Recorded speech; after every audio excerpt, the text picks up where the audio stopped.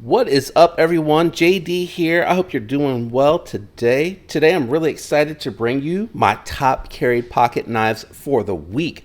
Let me know down in the comments below what has been in your pocket the most recently. What did you carry the most this week, or what are you enjoying that you just picked up? Anything in the comments, and I do enjoy hearing what you guys are enjoying. On Monday, I went with a micarta Monday carry, still one of my favorite Kizers, the Kizer Sheepdog. This is the Blade HQ exclusive variant that came in 10V.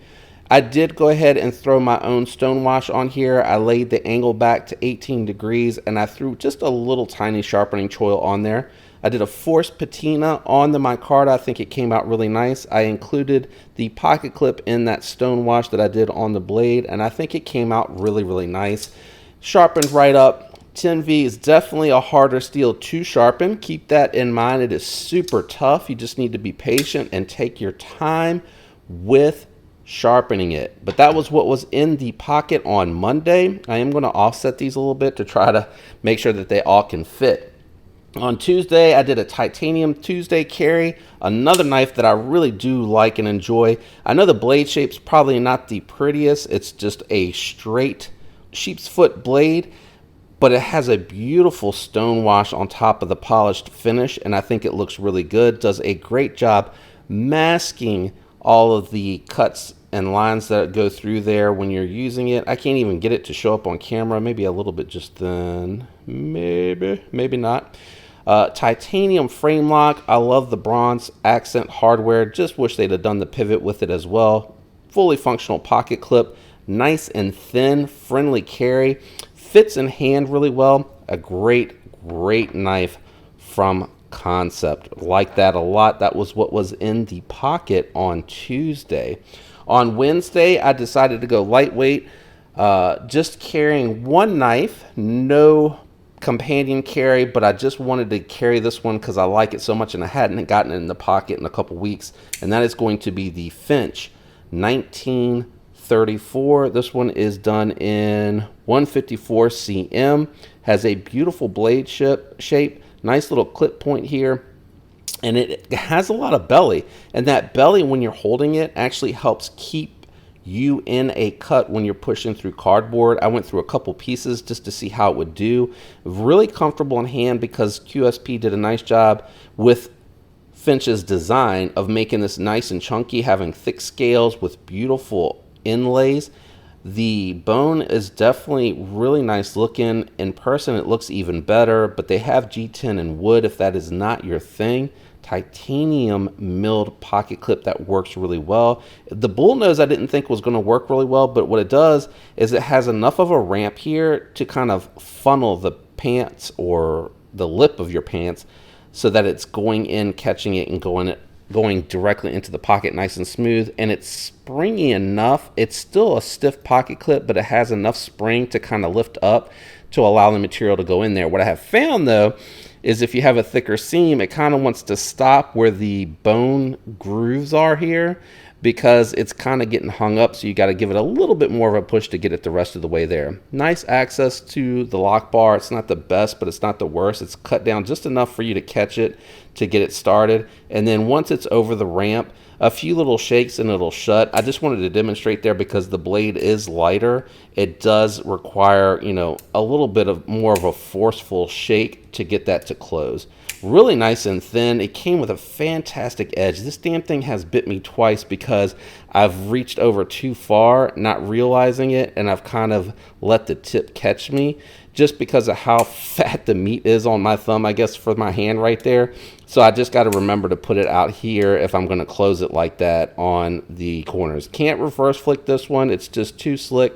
I think if they would have put that lip on the other side to catch, maybe, there it is. Yeah, I found it. So I think if they would have put that nail nick on both sides, could have reverse flicked it.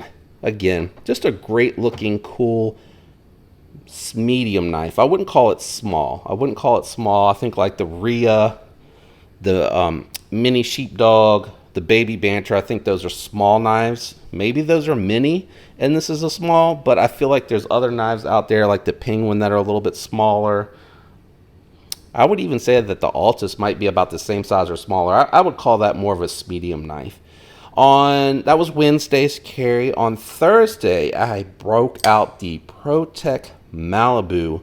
You guys know how much I love this. This is my favorite button lock rocket glide skiffs. Ever since I adjusted the pivot, the action has been butter smooth with absolutely no play in the pivot, no lock stick, no lock rock. This is a fantastic example. I love this knife a lot. I like the reverse tanto on it. It just fits 4 full fingers. It has a little bit of a chunkier scale to it, even though it's not super thick. So it does feel comfortable in hand to use, and I like the weight and the size of this for a carry, because I usually companion carry with this one when I have it in the pocket.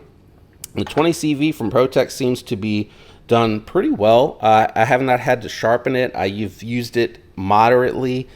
I don't find that when I have it in the pocket there's too much to do, usually closer towards the weekend, and that's usually in the pocket on Thursday.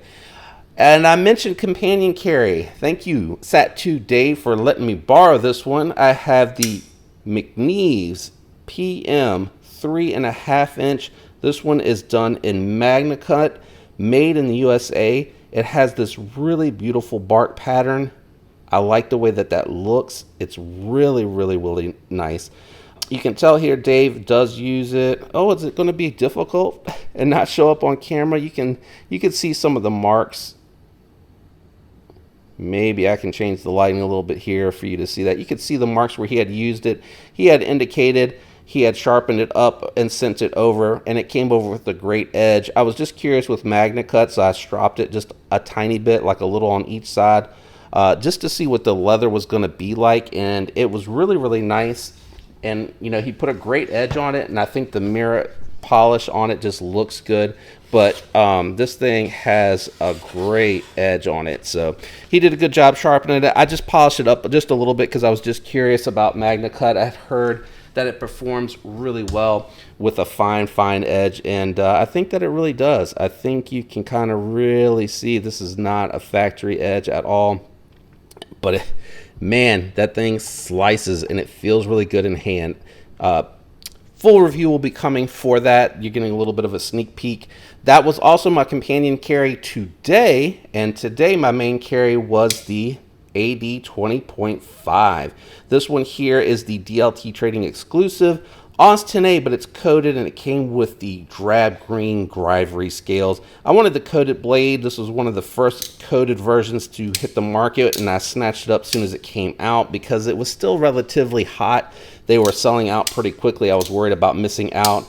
The coating on here is holding up pretty well. I mean, I think you can get a sense pretty much over there. The Austin A, I have not had to do anything but strop it one time because I am trying to aggressively use this Austin A because of the feedback that I've seen out there, and I want to get the message out there that the Austin A here has performed well.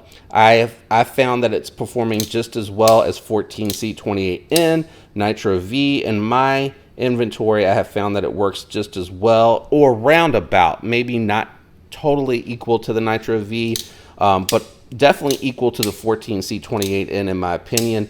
I don't know if they got it wrong in the first batch. Content creators who picked this up a lot earlier were saying that the Austin A was really soft. They didn't like it, and Jared even indicated when he was sharpening it was super soft on the stones. I have a workshop sharpener. I haven't quite learned or picked up stones to learn how to do that on stones, where you can put it in the clamp and sharpen it and tune them up, and then I have, you know, a hand strop to where you can run it across the rough leather and the smooth leather, and you can see the edges held up really nicely. Where'd that piece of paper go? And, you know, it has a nice edge to it. It cuts straight through the materials, no issues whatsoever. Whoops, I think I hit I went into the sharpening tool. I can see it. And I did it again. Hard to see on camera where you are with the blade's edge. But, you know, just strop it, and it probably needs another stropping because I was using it to break down some cardboard today for some packages that had come in. But anyway, great knife. Really enjoying it. And I partnered it up with Sat2's McNees for the carry today. Actually, it is my primary carry, but I am carrying it down in the organizer, trying to be careful with, the Demko is my primary carry for the day. I have the McNees in the organizer just because it's not my knife. I am trying to protect it. While I am trying to fidget with it, carry it, and use it a little, he gave me the okay to use it some. I've used it on, like you just saw, a couple of pieces of paper and then through a piece of cardboard. And I think I have that recorded, but I'm actually going to save that footage for the review because I don't want to, I'm not trying to use up his blade. You know, I just wanted to get a sense of what it was like, and I really appreciate the fact that he was kind enough to lend that out to me and trust me to have it for a little while to do the review. So thanks again for that at Satu Dave on YouTube and Instagram. Check his channel out. Check his content out on Instagram, and if you like it, feel free to follow along. If you enjoyed my video, do me a favor, leave a like and consider subscribing if you're not already subscribed. I'd love to have your support. If you are subscribed, thank you. I appreciate for your continued support. And again, comment down below.